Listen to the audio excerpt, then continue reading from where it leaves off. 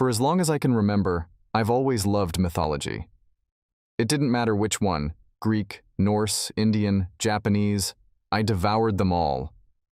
Every time I learned a new story, I would run to my classmates, my parents, or just random people on the street to share my new knowledge. Looking back, my path was predestined. I would become a teacher, and later, a professor. When I received a coat labeled Stephen Marcheno, Ph.D. in Classical Studies, I felt that I had succeeded.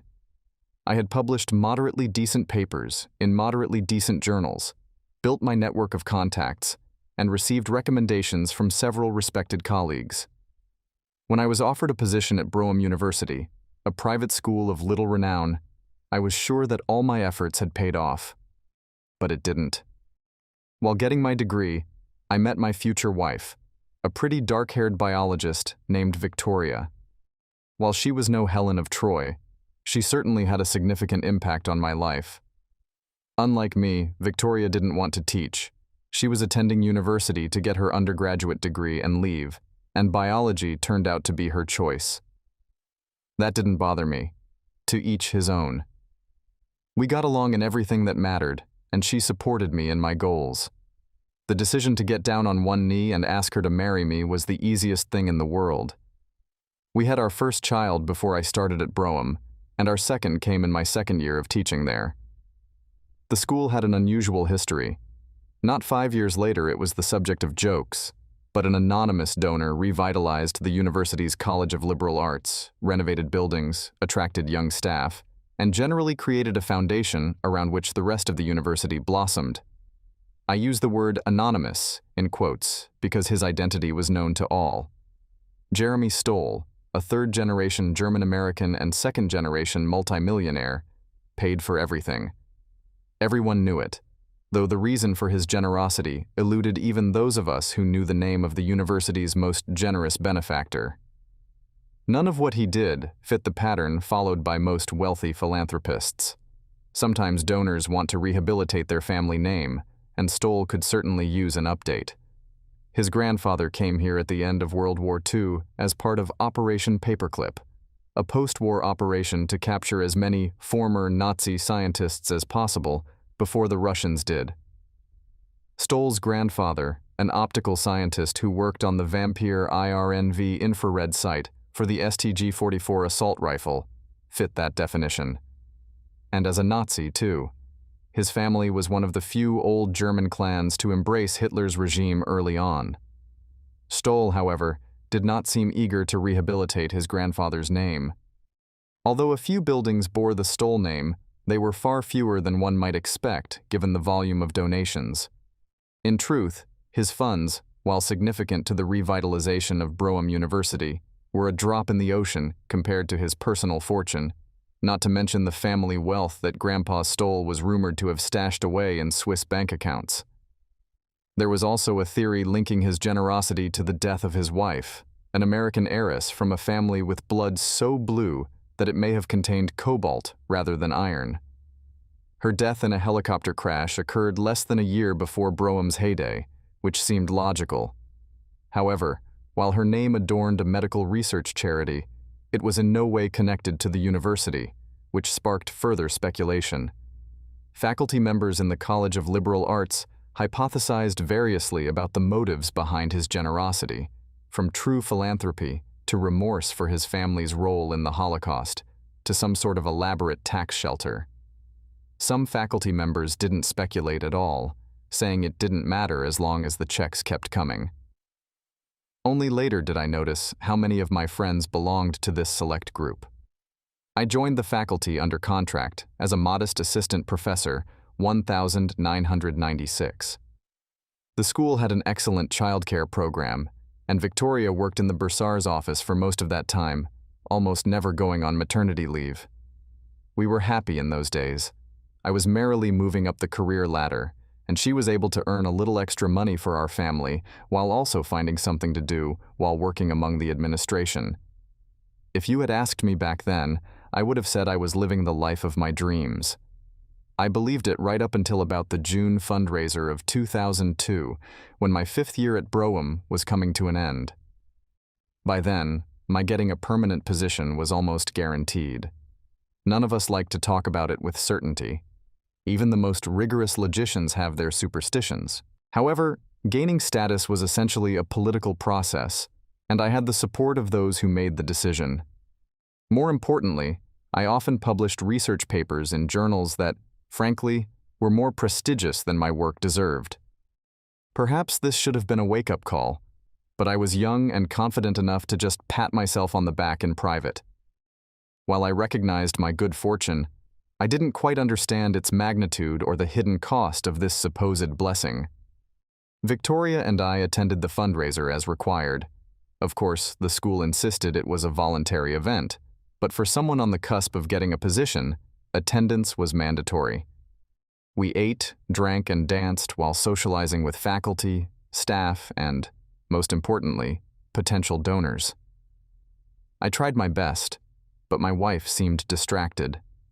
We sent the kids to her parents for a few weeks, and I hoped she wanted to leave as quickly as I did, and for the same reasons. At one point, as Victoria and I were moving around the dance floor, Stoll came up to us and asked her to dance. I didn't particularly like the man. Aside from his family history, he had a tendency to take over companies and ruin them. He was also, in many ways, something I was not. Tall, brutishly handsome, athletically built, and, of course, rich. I won't deny that part of my dislike stemmed from jealousy, but something else about him, even then, made me uneasy. My wife smiled hesitantly, then kissed me briefly, and parting from me murmured, "I love you, Stevie." Her manner made me uneasy, but I couldn't understand the uneasiness it caused. After all, she had never given me any reason to doubt her love for me. I watched in bewilderment as she took his hand, and they began to dance.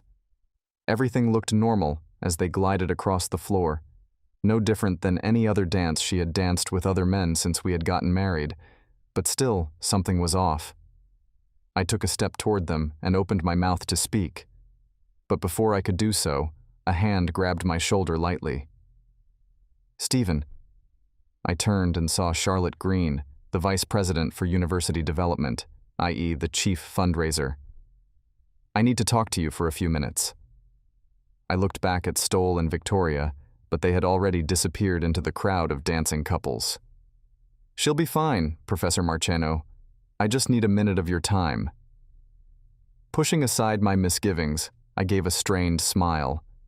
After all, getting a position was a political matter, and people with money could always find a reason to terminate my contract early. "Of course, Charlotte. Here or—" "No, somewhere quieter, I think." She invited me to follow her, and I did so, trailing a half step behind as she led me to the door that led us out of the ballroom and toward her office. I know that universities have a reputation for being bastions of unbridled progressivism, and I generally find that reputation somewhat unfair. In the business realm, however, it is greatly inflated. A young black lesbian occupying a board seat in the 90s was an enigma, almost as obscure as Stoll's donations, which largely went unnoticed, at least until the man connected all the dots. Charlotte was a few years older than me and had been involved in the Brougham revival that brought me to the school. Shortly before I joined the faculty, the previous vice president for development vacated his position, and Charlotte, a former Stoll employee, took his place. No one ever explicitly said he played a role in it, but everyone knew. When she first touched my shoulder, I thought maybe she just wanted to warn me. "It's just a dance, don't make a scene." But that didn't make sense. Victoria and I had both danced with donors at previous fundraisers. Victoria had even danced with Stoll, and while I didn't particularly like him, he'd always been a gentleman, dancing one song and then returning it to me, thanking us both. But it was different now. Those thoughts kept me on my toes as I followed her, especially since she'd chosen that exact moment when Stoll was dancing with Victoria to take me aside. We walked farther than we should have, Charlotte leading us through the corridors in a winding route that someone unfamiliar with the university might have taken, but not someone who had worked here for over a decade. Just as I was about to object, she smiled and said, "Here we are," and then opened the door in front of me. Inside, 4 men were waiting for me. 3 I knew well, considered them friends, each of them a professor at the College of Liberal Arts.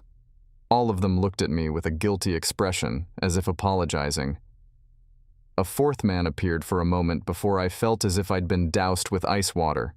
Stoll's bodyguard. Greg or Daniel or something like that. I'd only heard his name once or twice, and then in passing. I'd seen him in the ballroom before, but men like that are supposed to be invisible. No wonder I'd missed his exit. His impassive face, my friend's displeasure, and Charlotte's cold tone as she sat down took me from concern to alarm. She pointed to a chair across the table and said, "Sit down." "What's going on?" "Sit down." "I'm not going to." The bodyguard took a half step, but Charlotte raised her hand to stop him. "Sit down. Whether you do it yourself or Alex makes you, the result will be the same." Jordan Donato, professor of medieval history and the oldest faculty member present, spoke up. "Stevie, just do it." He took a deep breath. "Please, she's right. Nothing you can do will make the next few minutes more enjoyable, but you can make them a lot more unpleasant. Trust me."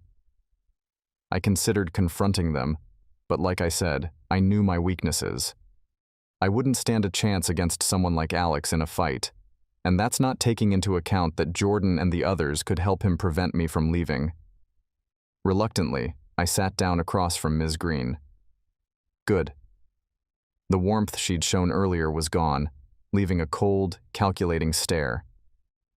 You need to realize a few things, and the first of them is that you have no choice in what happens next. I'm not saying this out of cruelty, quite the opposite.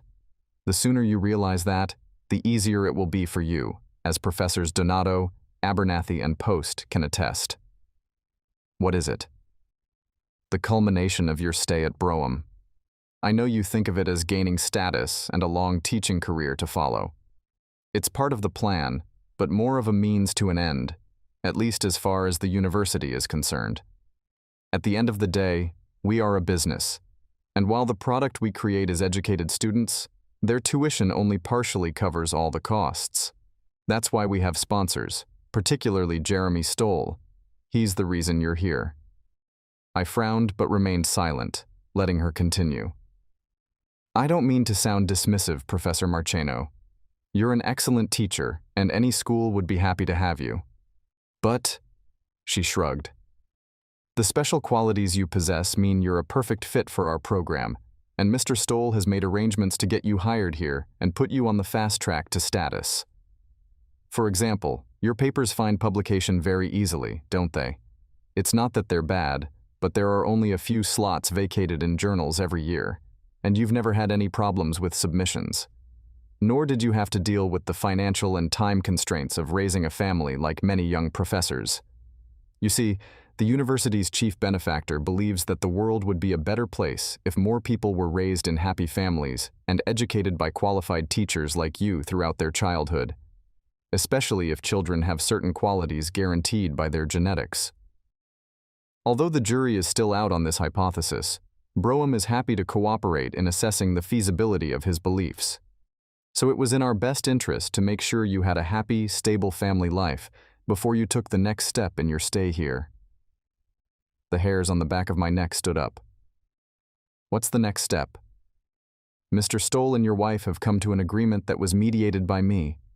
I assure you she was reluctant to agree, but I made it clear to her that your family's future depended on her decision and your ability to come to terms with it.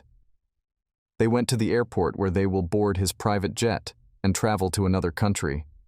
You don't need to know where exactly. The important thing is that Mr. Stoll will treat her like a queen the entire time. When she returns in a few weeks, she will be pregnant with his child. The two of you will raise that child. Well, fuck you! I jumped to my feet, expecting the stoic guard to rush after me, but he didn't even twitch. Instead, turning toward the door, I found Abernathy and Post blocking my path. If I tried to leave, I would have to fight my way through them. As I pondered my chances, Donato said quietly, "Stevie, I'm sorry. I understand how you're feeling right now. But, look, You're not the first. You're not even the fifth. Please, just listen to what she has to say, and then, I promise, if you want to leave, we'll fight him for you. He'll kick our asses, but we'll do it." Abernathy and Post nodded solemnly in agreement, with Abernathy even casting a glance at Alex. Green sighed.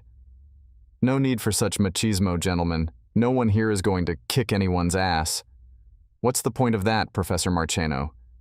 You won't know where to go if you leave now, and when I tell you everything you need to know, you can leave. The truth is that everything up to this point has been predetermined, and everything after that, well, that's why I'm here, to tell you how things are going to play out from here on out." "And how is that?" "As I said, your wife will return in a few weeks, pregnant with Mr. Stoll's child. You and she will raise it together as your own. You will remain married until the child comes of age, and Mr. Stoll will ensure that you are well compensated for this work. You and Victoria will be millionaires by the time you are 18, and until then, neither of your children will need anything when it comes to their health, education, or other needs. And of course, Brougham will grant you the right to work. That goes without saying." I snorted. "Yeah, all I have to do is live with a cuckolded Nazi pervert." Her face contorted in a grimace. "I suggest you don't throw around such accusations, Professor. Mr. Stoll is no more of a Nazi than I am, and he won't appreciate such insults." Rolling my eyes, I replied, "Eugenics? Genetic foundation? Some kind of twisted nature versus nurture experiment? If it looks like a goose and walks like a goose?" The chief beggar interrupted my rant. "This is a pointless waste of time. What you think of him is irrelevant. What matters is what you decide to do next. If you agree to abide by the conditions, all of which are very simple, you will be rewarded. In fact, the conditions are so simple that I can tell you about them in one sentence. Pretend the baby is yours. That's all there is to it. When your wife returns, do whatever is necessary to soothe your wounded pride, and then raise the child as your own. Although you and Mr. Stoll have nothing in common, you are close enough that no one will guess that the child is not yours. Keep its origins a secret. Don't divorce, and live as if it never happened. Unless that son of a bitch wants to sleep with my wife again, right? No, the terms are very clear. Neither you nor your wife can cheat, and that includes any further liaisons with Mr. Stoll. He made that nonsense up. He can change the terms again." She shrugged. "Maybe, but he never did. I doubt he ever will. His goal is to create what he thinks are the philosopher kings Plato spoke of, combining his natural talents with loving tutelage, which he doesn't have the time or skill for. Family discord is not conducive to that goal." I slammed my fists on the table and growled in her face. "Then why do it at all? Why take my wife out of the country to have her? There must be people who actually want to have a rich asshole's child out of wedlock." Green looked at me coldly. "I've told you as much as I've been allowed to. You don't need to understand his methodology, Professor. You just need to follow the program." "And if I don't?" "If you don't?" She drummed her fingers on the table. "I assume you mean if you divorce your wife? Then you won't be able to get tenure. The same journals that used to be so eager to publish your research will turn you down for new papers. No 4-year school will take you. You'll be lucky to find even a teaching position at a community college, and none within a day's drive of Brougham. Your wife will get the children, of course, and all of your family's property will be divided, at best, equally. If you try to make her infidelity a key argument in court, well, let's just say that Mr. Stoll's companies would be happy to provide you with legal services that would make your defense unbeatable. I'm sure you're not stupid enough to take it public. It would be, shall we say, career suicide." She emphasized the last word, and I glanced at Alex. He was smiling for the first time all evening, and a shiver ran down my spine. When Green finished her speech, I replied, "So, to be clear, my wife is flying off to some exotic location to sleep with another man. I can't divorce her, can't quit my job, can't tell anyone about it, have to raise the Nazi's child as my own, and my paycheck is seniority? Some money in a couple decades? She tilted her head to the side. I wondered if I'd have time to snatch the letter opener and slit her jugular before the guard got to me. Essentially, yes. But there are other benefits. Mrs. Marcheno has agreed to do whatever you demand, within reason, to save your pride. For the next few years, you'll be given a certain amount of leeway in terms of vacations and the like. And it's not just some money, Professor. Mr. Stoll will provide the trust with sufficient funds to ensure that you receive substantial payments. Green stood up and looked at her watch. At this point, their flight has already begun. As I said, everything was predetermined from the moment you signed the contract to teach at Brougham. I thought something resembling sympathy or guilt flashed in her eyes, but I couldn't swear to it. I understand you're upset. It's a gilded cage, and I won't pretend it isn't. However, it is so luxurious that many men would instantly trade their lives for yours.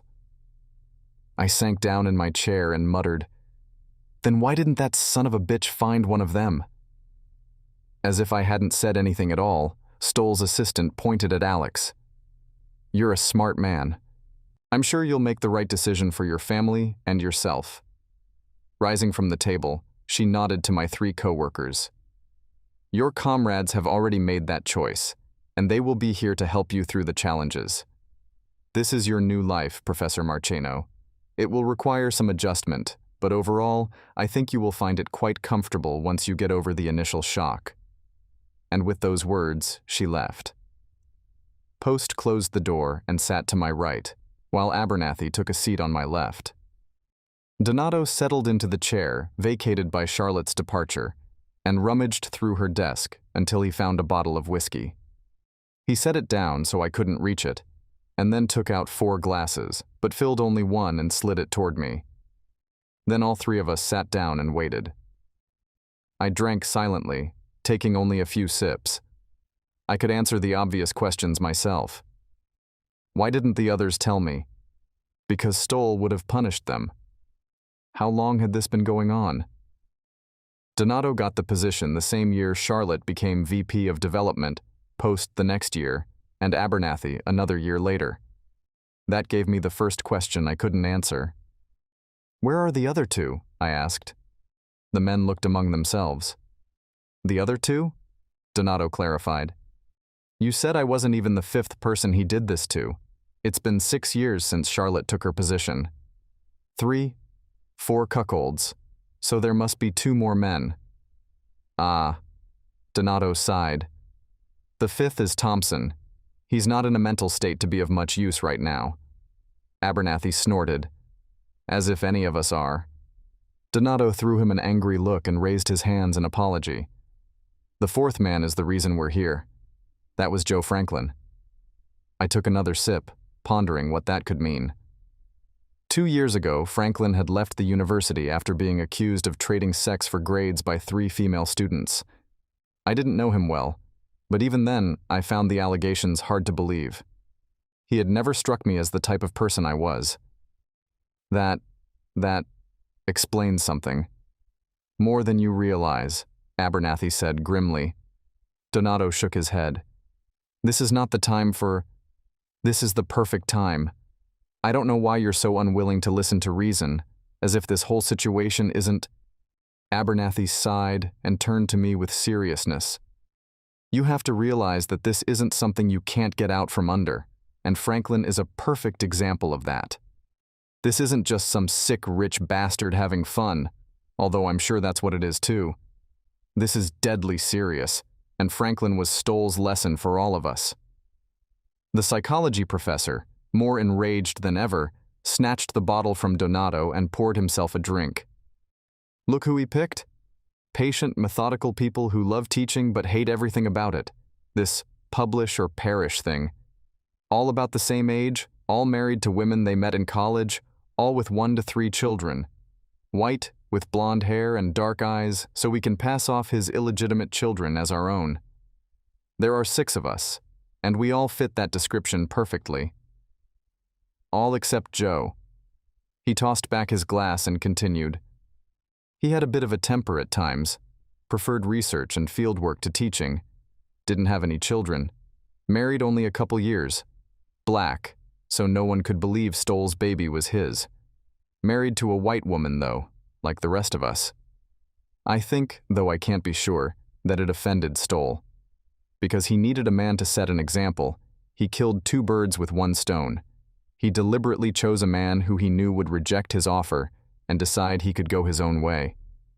And Stoll? Stoll showed him that he didn't. Why not?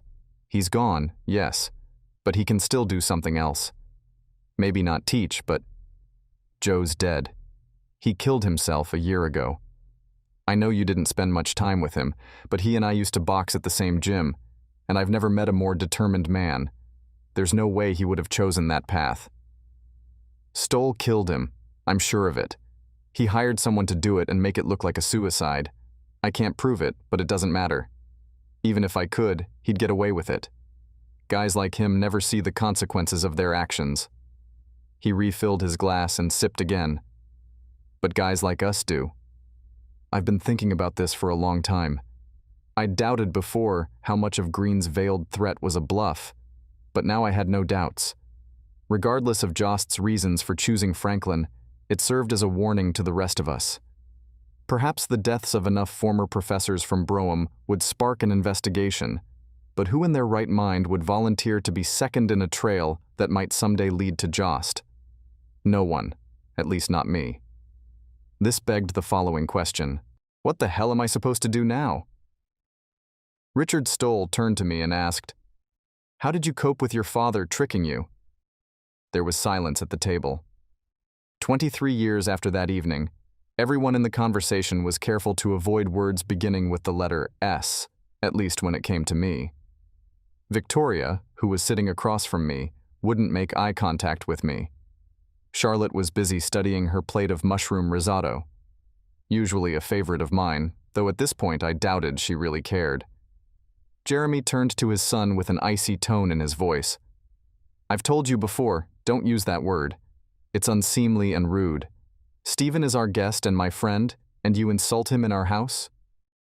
The younger Stoll seemed to huff, but it was more because of his father's admonition than his own decision. "I apologize. Immediately." The young man grudgingly agreed. "I apologize, Professor Marcheno. I meant no disrespect." Richard, who was named after his great-grandfather, emphasized my title even as he apologized, clearly trying to remind me of my position. I had become a professor thanks to his father, and he, as the sole legal heir to the family fortune, had power of attorney over me. He was not unreasonable. After all, we had gathered at my vacation home that evening to discuss his first cuckolding incident with Professor Brougham. I gave Richard a condescending smile. "That's all right. Your choice of words is perhaps crude, but you're not wrong. Your father, as you put it, tricked me." Jeremy tried to interject, but I waved him off. "It's all right, old friend. I accepted it a long time ago. The water's gone." The other four faces at the table exchanged surprised looks. Even Victoria, who had learned firsthand how hard it was for me to accept her act, looked shocked. It was one thing to remain silent about the rift she and Stoll and Green had caused in my marriage. It was quite another to speak openly and even proudly about my acceptance. Jeremy took the floor again, with a tinge of disbelief and disapproval despite his words. I chuckled. "Well, I don't know if you can forgive. Some things you just put behind you and move on." His son joked, "Move on or go crazy." Jeremy hissed sharply, "Richard." I shook my head, smiling. "No, I never thought the idea of your father and my wife together could be erotic. There would be no willing cuckolds among our company." I shrugged. "Although maybe Professor Martin, but he's always been some kind of strange bird." Jeremy chuckled, but the perverse tastes of my only colleague who found pleasure in the thought of his wife sleeping with the elder Stoll always annoyed him when I brought it up. Then I continued, "Jeremy, your son asked a perfectly reasonable question that may help him in the future. I know we usually limit business talk to the end of the meal, but I think we can make an exception in this situation. After all, this isn't about the business side of this transaction, is it? While he pondered my request, I tried another spoonful of risotto. It was only my second bite of the evening, though the others had almost finished their plates.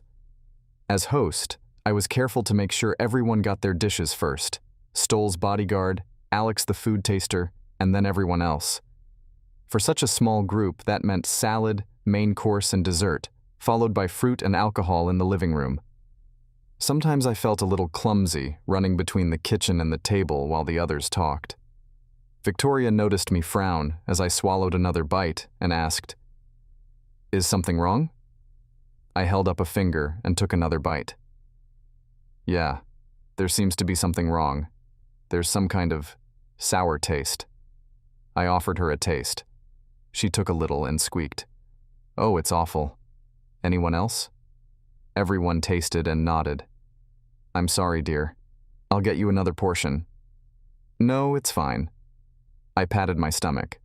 "More room for dessert, and I can talk while you eat. Unless, of course, you don't mind, Jeremy?" He nodded. "I admit, I've been curious for a long time, too. But I thought it was too rude to ask, especially since you've spent years convincing others to agree to the experiment and then the planning. I valued that commitment to your vision, and our friendship for that matter. Too much to question, but..." Jeremy shrugged and spread his hands, not wanting to finish the sentence. "That's very kind of you. However, given that Richard brought it up..." I stood up, grinning to myself. "I'm sorry, but I always get better lectures when I'm moving." The group nodded politely. "As I said, it's a fair question, which will help you, Richard, to successfully play the role of cuckold for Professor Schofield." He laughed. "I think I can manage well enough on my own." Jeremy growled. "Richard, what, you say that like it's a big deal. They're all available, after all, and I don't see the point in worrying about their feelings." In response to his father's glare, he quickly added, "No offense, Professor." "The point," I said, "is to make the whole process as painless as possible. Your father's experiment continues, the family raises the child, and everyone's life goes on. If that's your goal, the last thing you need is to make things even more awkward for the cuckold by emphasizing your influence over him. Charlotte and his co-workers will make it clear how little control he has over his future, I assure you. Anything more than that would be unacceptable." My smile, perhaps, or my words, made him frown.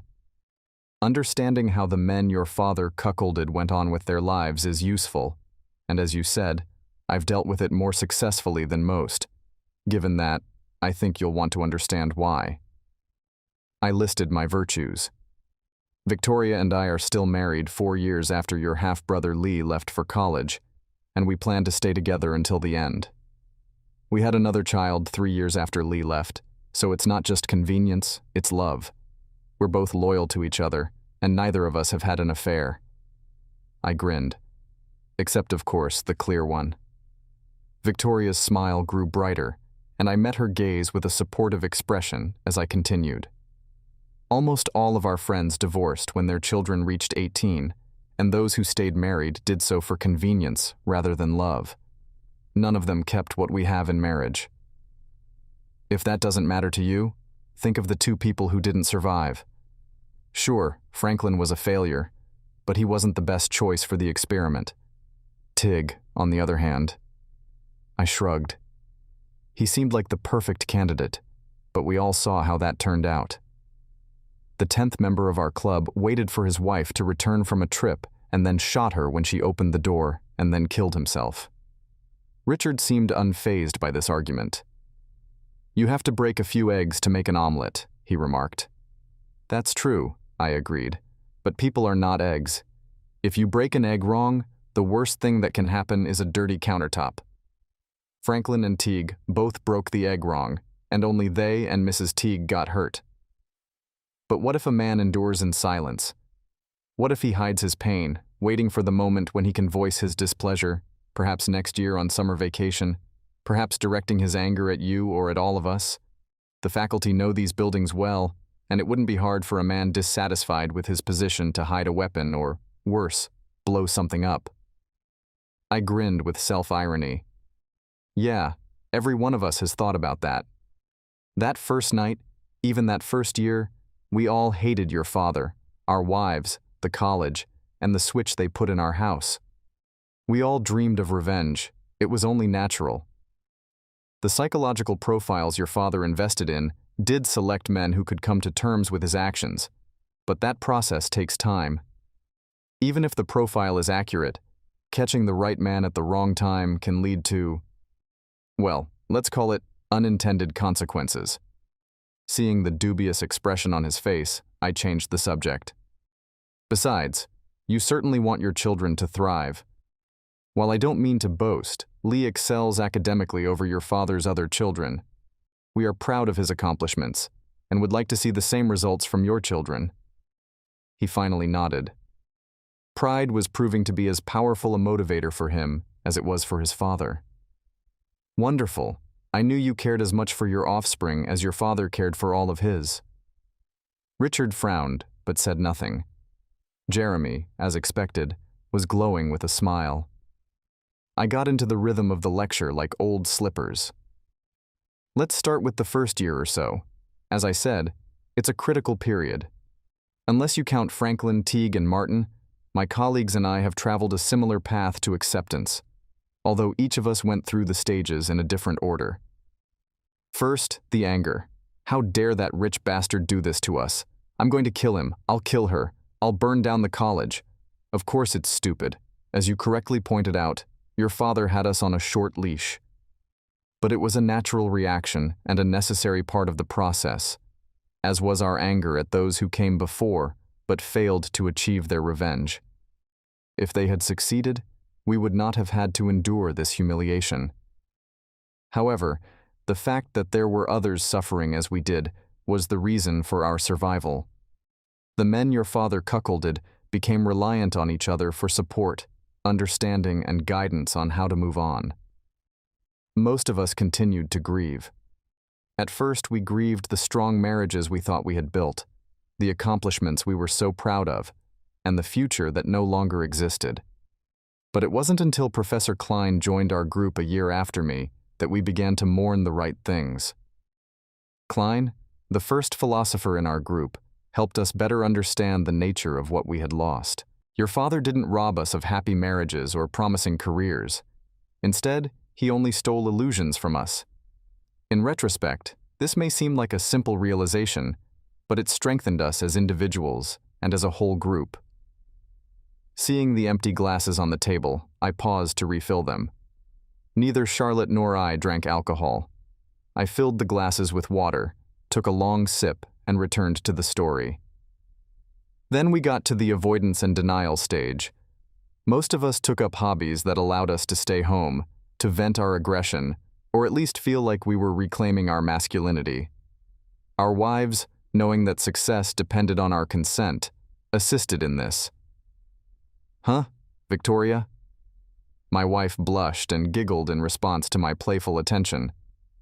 Personally, I delved into community theater and long-distance running, while others found solace in martial arts, rugby, and other activities. However, although motivation helped us to some extent, we still had to find ways to cope, and hobbies could only provide a temporary distraction. In the end, we coped, as always, through the discipline we had dedicated our lives to. Psychologists parsed the behavior of the participants, trying to find explanations for why one of the richest men on the planet had embarked on such an extravagant adventure, why our normal, loving wives supported him, and why we didn't fight back more vigorously. Philosophers speculated about the moral and ethical implications for each player. Linguists? Well, the linguists were a bit on the sidelines, to be honest. The etymology of the word cuckold is well known. But they were successful in their work with children, under their supervision, and the length of their marriages after the children reached adulthood spoke volumes about the quality of that work. Despite this, we tried to work together, striving to overcome all obstacles as a united group, from start to finish. If any of us had faced this situation alone, it would have been like a blind man trying to describe an elephant. In a way, we remained the same. My theory, though understood by the rest of us, was not recognized by everyone. It alienated me from many of them, especially after I had fully immersed myself in it. However, given my success, I remained true to my fanaticism. Richard snorted. Okay. What is your solution? What did you do that was so different from the others? I raised my hand to ask him to be quiet. Patience. We'll get to it. We still have all evening. Thunder rumbled in the distance. Provided the storm doesn't carry us away. I glanced at Charlotte. Donato was closest to me. Did you know that? She finished her sip of water and smiled calmly. No, I'm afraid that... Well, my role has always been to deliver bad news. You know, none of the professors have ever approached me sincerely. I shrugged. True. But if it's any consolation, I think your being there really helped. We got someone we immediately hated, both in time and proximity. And frankly, we hated you. I even thought Smythe was going to kill you years ago, until the three of us captured him. She smiled, but only faintly. Like I said, Donato told me the following. You should think of it as droit du seigneur. Jeremy laughed a short, ugly laugh. He got the point. Charlotte seemed to, too. Richard and Victoria, on the other hand, looked at me with bewilderment. The term, also known as prima nocta, refers to the supposed practice of medieval nobles. On the wedding night, a peasant couple would give a lord, baron, or other nobleman the opportunity to spend the first night with the bride. Donato argued that we are in the same situation as the men whose wives were taken away by the nobles. We can try to fight, but it will most likely only lead to the destruction of our lives, and in the worst-case scenario, our deaths. Besides, he said, the children of these connections and the families in which they grew up often received gifts and privileges from the biological father. His position was, put your head down, do the bare minimum, take what you can get, and walk away. That's exactly what he did. Divorced when his son turned 18, got his share, and retired to sail around the world. Many in our group did the same. His arguments were quite compelling. Given Jeremy's outstanding genes, I can only attribute the number of college dropouts and criminals among Richard's half-siblings to my colleague's conviction in this philosophy, especially given the high success rate of the biological children of those same professors. In fact, given our success with Lee, I'd almost guarantee it. The look on Jeremy's face was sad at first, but improved when I mentioned my son. I chewed the inside of my cheek slowly, deciding how to proceed. A nervous habit I'd never been able to get rid of no matter how many years I tried. At first, I found it compelling, and even planned to proceed as Donato suggested. However, something in the very concept of this strategy caused me doubts, some misunderstanding. Finally, I realized there was no such thing as droit du seigneur. It may have occurred occasionally when a nobleman wanted to take a peasant woman as his wife, but that was rather the exception. When such a phenomenon is mentioned in historical sources, it is always something that happened over there to someone else. The English claimed that the French aristocracy took wives from among the serfs. Herodotus claimed it was a practice among the Adurmachids, and so on. I pointed this out to Jordan, and he basically shrugged and said it was probably a myth, but could still be instructive. When he said myth, the thought of lightning came to my mind, if you'll allow me that pun. Nobles from the times about which written records survive have used myths to justify their right to power, from the divine right of kings to the Egyptians' claim that they were descendants of gods or even gods themselves. That was the view of your father, Richard, and of you, as gods. Everyone around the table looked at me as if I had lost my mind, so I quickly added, not literally. I'm not going to build a temple in my backyard in Jeremy's honor. But I pointed my hand toward the house we were in. In a way, it's the same thing. I would never have been able to afford such a gorgeous vacation home without his generosity. If he had wanted to, he could have taken my wife from me and offered nothing in return but contempt and threat. But instead, he gifted me with more money than most men need, and the opportunity to pursue the things I love in exchange for sacrifice. Though, as you told me that first night, Charlotte, that's far from a small sacrifice to be made by many men. Richard snorted. So, Daddy is God. Does that mean I'm Jesus? I grinned, giving my words a slight sneer. Well, not exactly. I think of you more as Greek gods. The Greeks and many pre-Christian cultures saw their gods as embodiments of natural or cultural forces they couldn't control or understand, but at the same time saw them as beings like humans, only more. They were more powerful, of course, but also possessed more pronounced passions, appetites, and so on. They, of course, also engaged in the 4 F's of life: fighting, fleeing, eating, and mating, but they did it on a much grander level. Jeremy looked intrigued and even a little amused, but his son continued to shake his head. That's absurd. I pointed at the man who'd foisted his child on me. If your father wanted to, he could follow my steps at all hours of the day and night, destroy me with a single word, ruin my career, kill me, imprison me, or otherwise punish me. Could he shower me with wealth, women, success, and fame? We both know the answer to that question, and all of these things he could have done simply by exerting his power. What could I do to him, even if I gave my life for it? Kill him? Maybe. But at best I'll be known as the madman who killed the billionaire philanthropist, and after his death, they'll exalt him. How many followers does he have on social media who accept his words as truth? How many otherwise reasonable and rational people are willing to go on a killing spree on his orders, despite the fact that he's just a successful businessman? In another time, in other circumstances, would we call that worship? This is evident even in the decree he gave me and my colleagues. Raise my children in a stable family and keep your contact with me secret, and I will reward you. He offered no contract, no specific instructions, no way to verify that we were following his request other than on pure intuition. It was not an agreement to be understood. It was an order to be obeyed, or else. Your father is not a noble lord. He is not a king who claims divine descent, nor is he a politician who utters platitudes about God, though he hardly believes it himself. He follows laws only when it benefits him, and forces people to make laws that suit his interests. The only people who can truly oppose him are other gods, people with similar power and wealth, who conspire among themselves to avoid undermining their own power. If you combine all these facts, what can you call such a person other than God? Richard thought about it, frowning, but then smiled when he realized the implications. So we're gods, right? Me and him? Yes, I confirmed, grinning. I'd rather compare you to the Greek gods Zeus and his son Ares. Charlotte choked on her water, halfway down her throat. Victoria patted her back, making soothing noises until Ms. Green spoke up.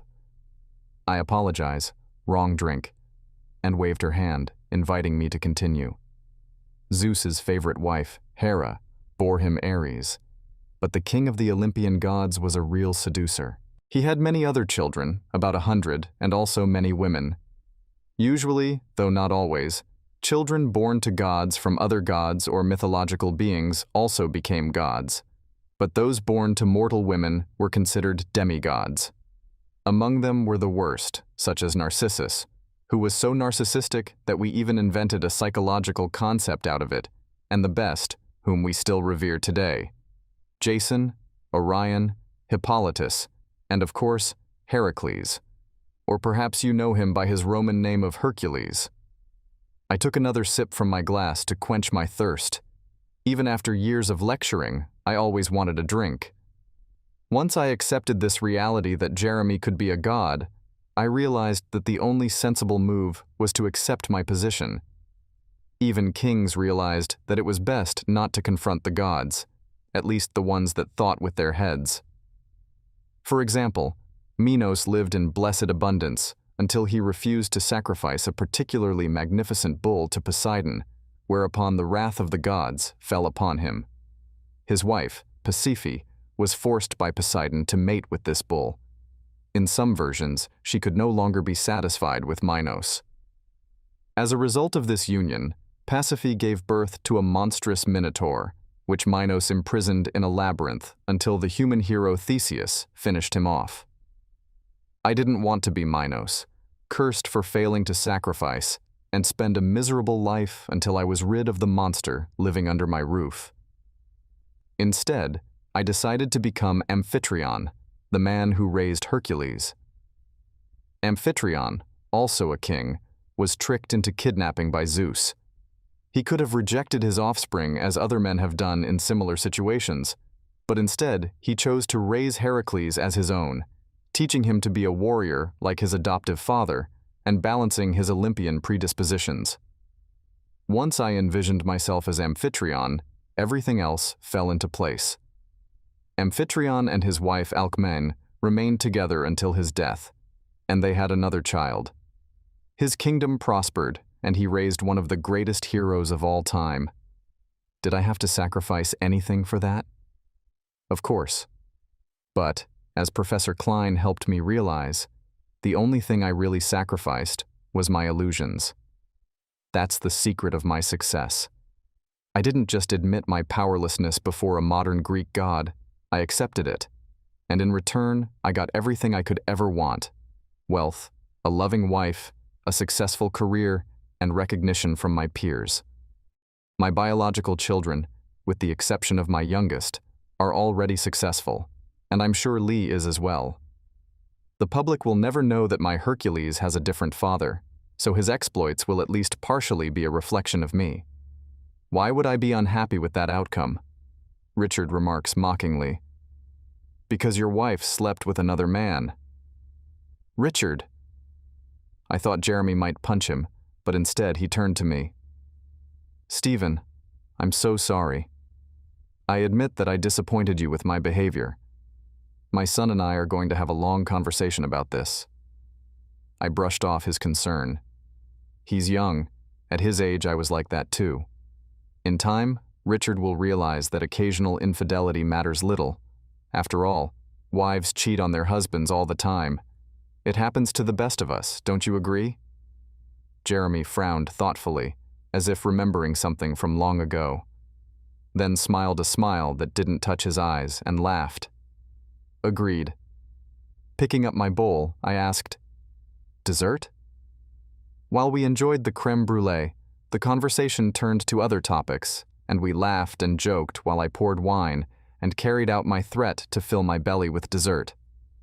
Afterward, we moved to the study, where the three men, joined by Charlotte, were plotting how Richard would cuckold my protégé, a young professor of classical studies whom I liked very much.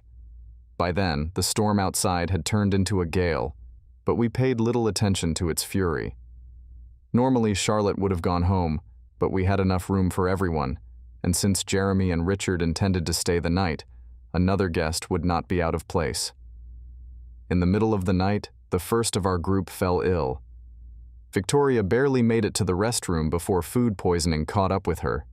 When she threw up a third time, she didn't have the strength to get up from the cool floor tiles. I managed to help her into bed, but I got sick too and barely made it back to the restroom in time. Throughout the night, all of us, including Alex, suffered from the same symptoms. By morning, however, they were mostly gone, leaving only fatigue and a vague sense of nausea. Victoria's apology was followed by assurances that our guests had nothing to do with it. Even so, it was time for Stoll's entourage to hit the road for the annual African safari that always followed one of these dinners. 3 days later, Victoria and I were again faced with severe stomach cramps and vomiting, even worse than before. I immediately called the emergency services, and the paramedics rushed us both to the hospital. Victoria's symptoms became even more severe than mine, and we were placed in different rooms. The doctors began to investigate the cause of our condition, and the look on the face of one of them who visited me after the cause was found told me everything. He cautiously asked, "Could it be that you or your wife ate some forest mushrooms in the last few days?"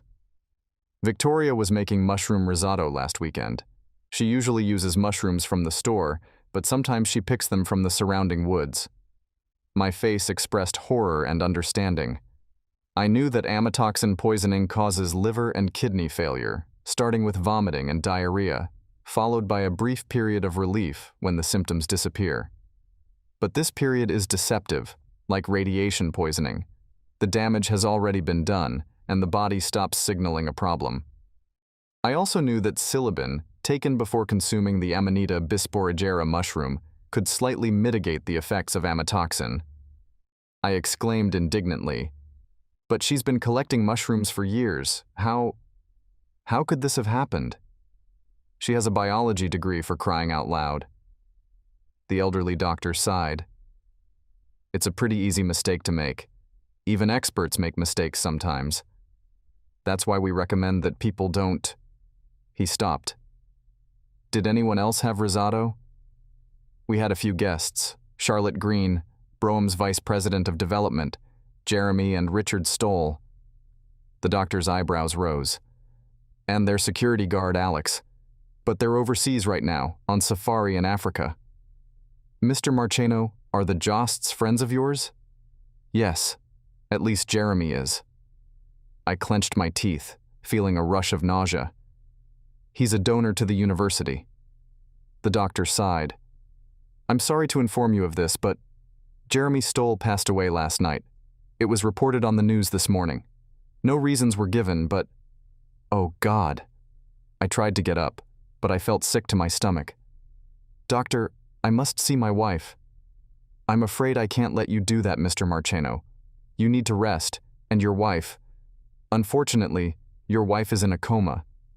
The next day, Charlotte also ended up in the hospital with the same symptoms. The police soon arrived. Although the doctors were careful to rule out interference from the authorities, the deaths of Jeremy, then Alex, and a day later Richard, made the case look like a murder, especially as only one person from the dinner guests had escaped serious liver damage and almost none from kidney damage.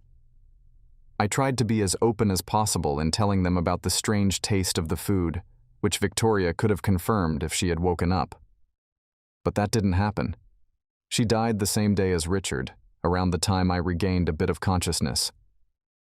Upon learning of her death, I openly expressed my grief, shedding tears at the injustice of what had happened. Family friends alerted our children, who began packing up to go home. As soon as I felt a little better, I wanted to leave the hospital and go home. Not to the house where we had spent that horrible weekend. I would never want to go back there again. But just as I was about to leave, one of the nurses informed me that Charlotte wanted to see me in her room. After everything that had happened, of course I went. Otherwise, it might have seemed suspicious. As I entered her room, I saw that she was talking to a man I hardly recognized. "Charlotte, you can't..." Even through the pain, her voice sounded dismissive. "I can, and I will." Then she turned to me, trying to smile. "Stephen, thank you for coming. This is Anthony Atkins, my attorney." Atkins, an older man with a gray beard, nodded at me. "Mr. Marcheno." I returned the nod and turned to Charlotte. "Charlotte, I'm so sorry."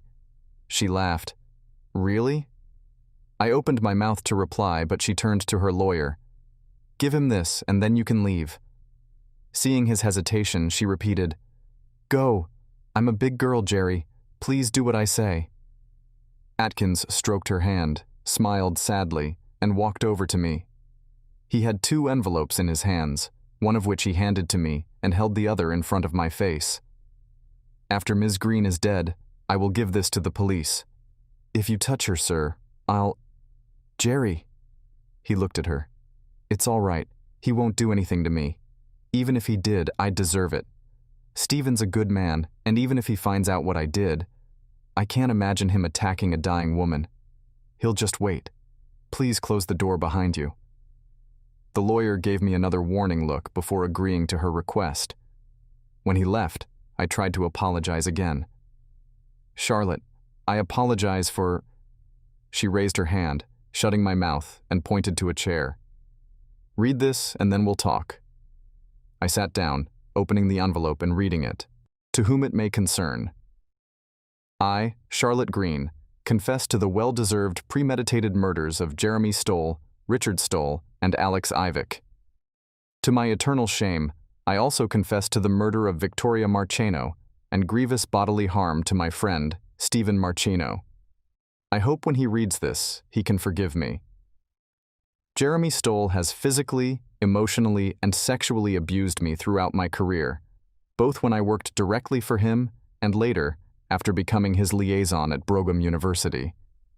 He threatened to destroy my career if I did not submit to whatever sick perversions he wanted to subject me to, and to harm my family and friends if I tried to leave or go to the police.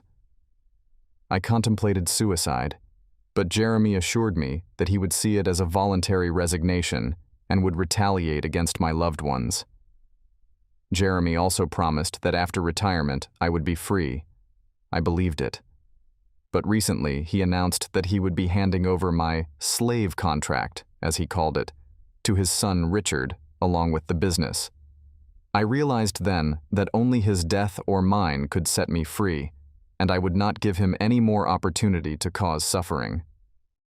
I don't regret his death, but I can't forgive myself for Victoria's death and Stephen's suffering.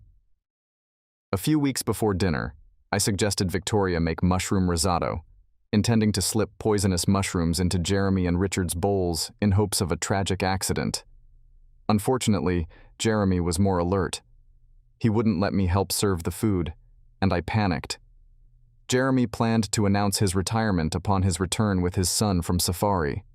Fearing that I wouldn't be able to organize another attempt, I poisoned the entire pot by leaving while the salad was being served. I pray that Victoria will forgive me, and that Jeremy, Richard, and Alex pay for their crimes. Along with this letter, my attorney will present evidence of Jeremy's abuse and financial fraud, as well as documents to back up my words. May God have mercy on my soul. Charlotte Green. I looked skeptically at Charlotte, the woman in front of me, and the disgusting Stoll dog that ruled my life. She smiled weakly upon hearing my words and uttered, "I'm glad it was you." A sudden wave of tension shot through me, but she only laughed mockingly. "Don't worry, I don't expect a confession from you. You've deceived us well enough as it is, and I'm sure you're not going to reveal your cards." Folding the paper and putting it back in the envelope, I replied, "I don't know what you mean." "Of course you do. You've kept your mask splendidly, you know. Mr. Stoll had complete faith in your loyalty to the very end, and he was mocking you the whole time. He was a real monster, his friendly, benevolent mask. It was just a deception. But now, as you've noticed, he was a Nazi pervert. How nice to say that out loud, knowing you have nothing to fear." I only shrugged. Jeremy was a complicated person. Charlotte was silent for a long moment, then said slowly, "Pretending for so long is exhausting. I've had to pretend too, but only in his presence. But you..." She looked out the window. "My God, what you've been through. What we put you through. You haven't had a moment to yourself. You've had to maintain a facade in front of your wife, your children, endure the bullying of coworkers who think you're a traitor. I at least had some privacy at home, even if it was a solitary life. Mr. Stoll made sure that was the case. Charlotte suddenly froze, her face contorted into an unusual manic smile that soon turned into laughter, interrupted by spasms of pain. I watched this with some satisfaction until she calmed down enough to continue. "Even now, I still maintain my mask. Mr. Stoll, it's hard to call the devil by his name, but he was the devil, and I sold my soul to him. I'm not interested in your tossing around, Charlotte." I stood up, and she demonstrated her ability to live with the hassle. "Wait, please, Stephen. I accept responsibility for you. Shouldn't that be encouraged?" Unable to contain my anger, even for a moment, I growled, "You deserve nothing. I owe you nothing." Then, realizing my weakness and frightened at how easily I was giving in, I regained control and said calmly, "I came here in respect for my colleague, But after you killed my wife, I don't see. Charlotte suddenly experienced difficulty breathing. What? You. She tried to untie the knots on her robe. Stop it. I don't know what you're up to, but you have to. The robe slipped off, causing me to freeze in mute amazement. Charlotte had probably once been beautiful. Her face still held beauty, but the mature, lived-in beauty of a woman in her 50s. Her body was still slender, catching my attention as it had years ago when I first met her, before I knew what her master was up to. However, it was all marred by uneven scars of varying shapes and sizes that stretched across almost her entire torso. In some places, the deep scars had torn away chunks of her flesh. In others, the scars resembled winding paths or riverbeds. The age of these wounds varied too, and her body looked like a patchwork of gray, mottled pieces of skin. She smiled sadly, seeing my astonished look, and whispered, I too have experienced much suffering. Perhaps not as you have, but I too have hidden my suffering, just as you have. Stoll did that to you? I asked. In a way, Charlotte replied, tucking her hands back into her dress and beginning to button it. I had no one I could rely on, no one who understood me. As cruel as he was to you and your co-workers, you had a friend for support. You had your children, and strangely your wives. It may not have meant much, but it was better than nothing at all. Tying up her robe, Charlotte laid back on the bed, painting a face of discomfort. I started working at Stoll's firm right out of college. I progressed through the ranks faster than I should have, to be honest. I thought I had caught his attention with my skills and energy, but all along he had been following me. He came to me and told me that he had a special project he wanted me to work on for a few years, and that if I agreed, he would let me leave. I would have been a fool not to take up the offer, so I signed a non-disclosure agreement. Only then did he tell me about my role. I didn't like what he was up to, but he assured me that it was for the common good, and that the psychological profiles he had compiled ensured that he would only choose men who could easily put up with what he intended to do to them. So I agreed. I was too young and naive then. Donato was the first, and he did pretty well. Not perfectly, but well, and even succeeded. I told Stoll that I wasn't comfortable with it. Charlotte nodded. The psychologists in his file wrote that he would do something terrible. I went to Stoll and told him about it, but he replied that he had his own plans for Franklin and that I should trust him. Jeremy can be persuasive, charismatic, and he's always treated me with the respect I've craved since I became that stuck-up black lesbian, as one of my high school rivals once called me. You only knew him as the one who ruined your life. To me, he was a hero, and my hero said things would get better. So I believed him. I went with him. And then Franklin actually did what the profiles predicted, except they never said he would kill himself. I stormed into Stoll's office, and he just laughed. What did you expect from a subhuman? He couldn't stand the pressure. People like you never do. He mocked me, said that I was complicit in all this, and that if I tried to go to the police or the press, he would make sure that all the threats he heaped on his underlings would be a double burden on me. Then he said something that put fear in me. Be a good little Negro and know your place. If you can do that, perhaps one day I'll play along with you and yours myself. Lord, sighed I. Charlotte nodded, tears flashing in her eyes. Then she took a deep breath, closed her eyes, and covered her face with her hand. The mask I'd seen for years was back. I always wanted children, but I wouldn't let it touch me, so I signed up for surgery. I broke up with my girlfriend too, and since then I've only had casual hookups, but not long enough to give Stoll another trump card. I cut myself off from my friends, but remained a connection to my family for him. There was nothing I could do to comfort those he hurt except become hateful to them, so I did. Every night I read a speech addressed to one of those he attacked, then I went home and... Her words froze, a gesture toward the mangled body speaking for itself. It's a completely different pain than just feeling trapped for years, but if each of you were to experience this sharp, unexpected agony, I decided I had to try it on myself. God, how I wanted to kill him, and how I wanted to kill myself. What I wrote in the letter is true to some extent. Not about the sexual assault, thank God. I made it up to get attention. Stoll made it clear that if I decided to kill myself, he would simply find someone else for his sick experiment, a new puppet to abuse, and his anger at my weakness would be taken out on my family as easily as it would be on me if I left. And I realized that if I killed Jeremy, Richard would avenge him, even though he hates his father. She laughed. You were great, by the way. At that dinner, I mean. Just sat there and insulted them to their faces the whole time, and they listened to it like it was a brilliant line. Zeus and Ares. God, I just laughed, barely holding on to my chair. A predatory father with the morals of a 2-year-old and his cruel, bloodthirsty son. And these stories about how Jeremy cared so much for his children, even leaving Richard in the care of nannies and tutors? God, I thought, that little bastard is going to anger me. I allowed myself a small smile, and it made her laugh again. What about the fact that all the other Jeremys turned out to be losers except the one you tutored? That was brilliant. I shrugged. It was unnecessary, I guess. Maybe so, but it was nice. I can't agree or disagree.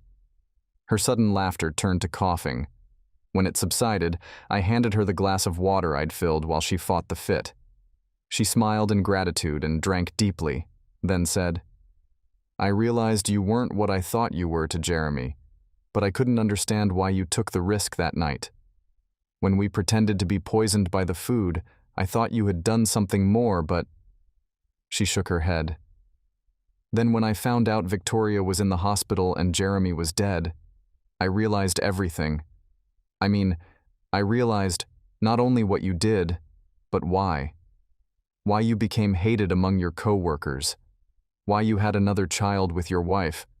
Why you started being friends with Jeremy, all of it. Even your choice of hobbies, long-running workouts so you'd have time to think things through alone, and theater classes to learn how to communicate with others. Charlotte smiled conspiratorially. Stoll installed microphones in my office, you know. He liked to play recordings of men talking and made me listen to them with him, showing his real nature. Then he would destroy the tapes. I guess keeping secrets or controlling information was his hobby. I still remember Abernathy's words the night I informed you that Victoria and Stoll had left on his plane. He said that Stoll had chosen a group of patient, methodical people to victimize them. And now one of those people has shown him how expensive his arrogance has become by using their own qualities against him. Her voice grew thinner, penetrating melancholy. I wish we could be friends. I think maybe, if our lives had worked out differently, we could have been. You know, I'm into mythology too. Back in college, I regretted choosing a path in business. I can't apologize to you. I would never do it because I don't know if I could forgive you if I were you. And you're right, you don't owe me anything, but I'd still like to ask a favor. I looked at her with some suspicion. What kind of favor? Nothing in particular. She was having trouble speaking. It's hard. It hurts me to exist. But I've gotten used to this pain, and I'm ready to leave. I guess it won't be too soon, and I'm even glad of it. But can you tell me a story? One of your favorites? Maybe I don't deserve to be comforted, but I'll ask anyway. Part of me, most of me, wanted to get up and leave without saying another word. No matter how it fell under Stoll's influence, it was helping him torment me. The other part, the much smaller part, wanted to apologize, but I couldn't do that, at least not now. That left the last, biggest part, the part that saw her as some kind of soulmate, a monster created by someone else's designs, but ultimately trying to be a hero. Or perhaps a hero who was forced by circumstances to become a monster. Softly, as if telling a bedtime story, I asked, "This will be a new story, a new myth. Is that okay with you?" A new one? Students come to my classes for a variety of reasons, but most often because of movies or books. The Disney movie about Hercules, for example, or the Wonder Woman comics. These are valid starting points. After all, the Greeks had many different versions of their own mythology. More recently, however, many people have told me about a game called Hades. I made one of my kids play it once because it's so damn hard. Charlotte chuckled. I figured out why. It's a beautifully rendered version of the old myths, put through modern sensibilities. I'd like to tell you a story from Hades. Would you mind? Charlotte nodded. Please, I'd really like that. Taking a deep breath, I began. Long ago, in the time of ancient Greece, the hero Theseus died after a long life filled with adventure. After his death, he, like all mortals, traveled to the underworld. Because Theseus was a king and a hero, Hades, the god of the dead, sent him to Elysium, a realm where the worthy could indulge in endless pleasures. However, he soon grew bored with this easy afterlife. He learned that his old enemy and the fiercest fighter he had ever faced, Asterius the Minotaur, resided in Erebus, a region of darkness where slain beasts dwell. Theseus, excited at the prospect of fighting the monster he had once slain, left the Elysian fields and traveled across the Styx in search of him. When Theseus found Asterius, it was not a wild, maddened monster that stood before the Greek king. While the Minotaur retained his bestial features, Theseus found a penitent, soft-spoken creature. When the hero drew his sword, Asterius did not fight, but forgave Theseus for killing him and sending him to the realm of eternal darkness. Theseus paused at the Minotaur's words, lowering his weapon. Both recounted how each of them had reached their first battle. Theseus as a hero who had chosen to sacrifice himself for his homeland to repay the Minoans for the battle his father had lost, and Asterius as a monster cursed by the god Poseidon before he was even born, all because of the actions of his father, King Minos. Each of them, human and monster, found themselves pawns in larger plans they had no control over. After sitting together, they learned that they had much in common and parted as friends.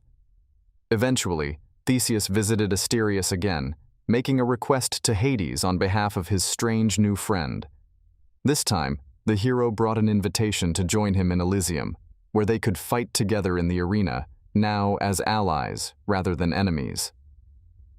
Charlotte, with tears streaming down her face, smiled gratefully and closed her eyes. Lowering her head one last time, she whispered, "Thank you, Theseus." I patted her hand lightly. "Rest well, Asterius." During the night, she died. The next day, her lawyer turned over her confession and all the evidence she had gathered to the FBI, the IRS, and the press. After that, the wolves came down to earth. Some went to jail, others made deals, and Stoll's property was sold to the highest bidder or confiscated by the authorities. I killed Stoll, and Charlotte spat on his corpse. Broem weathered the storm, but only barely. Money dried up.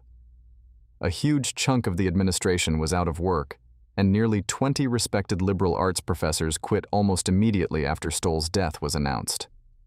The school had once again become the laughingstock it had been before its benefactor turned it into the site of his own little eugenics experiment.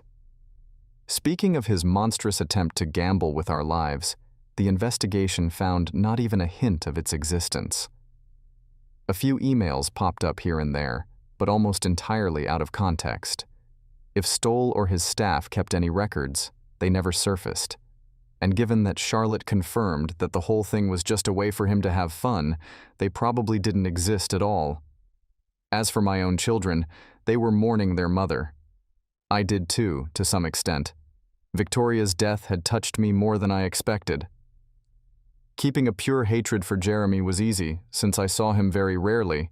The same could be said for Alex. Towards Charlotte too, before her exposure. I could avoid her on campus most of the time. I only killed Richard because it was clear he was planning to follow in his father's footsteps, but I feel no more remorse over his death than I do over the death of a rabid dog. Victoria, on the other hand, leaves me feeling ambivalent. As Charlotte quickly found out, I threw myself into community theater to hone my acting skills. Even that first night, I decided that no matter what I did, I would pretend to be the best husband I could be because my children deserved it. I also decided that no amount of trying to make amends would mitigate the wound she had inflicted, and that too proved to be true. Unfortunately, having succumbed to the illusion of my love for her, I occasionally discovered warm feelings for my unfaithful wife. We've all heard stories of two actors falling in love with each other during the filming of a movie, and I finally realized through experience how it happens. I strived to play my love for her without bringing it into reality, because the third thing I decided that night was that I would get out of our marriage as soon as I could, just like Donato suggested. In the end, I found a middle ground, though it may seem vile, perhaps not as vile as murder, but those plans came later. Instead, I chose to view Victoria as a pet to be affectioned and enjoyed, even guilt-ridden for leaving her behind, but not as a real person, worthy of deep, abiding love. She has already proven herself not to be one, at least in my eyes. However, my muted affection made it harder for me to kill her, and I felt sadness at her death. If I hadn't realized later, I would have just divorced her, but in the end it turned out that I really did need her until the very end. She would have been the perfect target if Charlotte hadn't thrown herself on her sword. What I said to Stoll was partly true. I did consider him a god on earth in the sense I'd told him about, one of the monstrous deities of ancient religions who played with humans and had humans as toys for them. It was only after Klein and his deep immersion in philosophy, or rather, he and I were absorbed in Nietzsche's philosophy together, that I remembered an important thing. Gods can be killed. We've been doing it for almost as long as they've existed. The Olympians destroyed the Titans after one Proto-Indo-European tribe defeated another. The Romans forced the Greeks into submission and, like good Romans, allowed the Greeks to keep their gods. However, they renamed them, making Zeus, king of the gods, Juno, protector of the state. Christians destroyed the Roman gods, though their images continue to live on in iconography and pop culture. Depictions of the god as a bearded man clutching a lightning bolt in his hand. Dante's circles of hell. Holidays, dates, and rituals that happen to coincide with Roman ones. No one worships their gods, however, except for a few advanced types, just as no one worships Stoll anymore, except for a few particularly misguided members of his cult of personality. The conversation with Klein while intoxicated planted a seed, and my suppressed rage blossomed into full bluster. I realized that the gods could die, and I decided to kill one of them. That thought turned Victoria from a beloved wife into a potential weapon of my vengeance. Everything that followed, the birth of our youngest child, the continuation of our marriage, the entreaties of Charlotte and Stoll to weaken his defenses, all of it, with the exception of my sincere love for my children, was directed toward that goal. I may be called crazy, and perhaps that is true, but I have not always been crazy. It is said that those whom the gods wish to destroy, they first make insane. Perhaps it works the other way around. Who but the insane would dare oppose a god?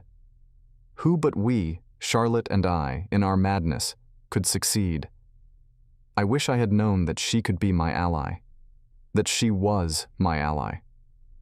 Had I realized that, had we become friends and even allies, maybe we could have mitigated the madness that was pushing us toward destruction. Who knows? Maybe someday we will meet in Elysium or Erebus and make a decision there, together, in a realm where heroes and monsters live forever.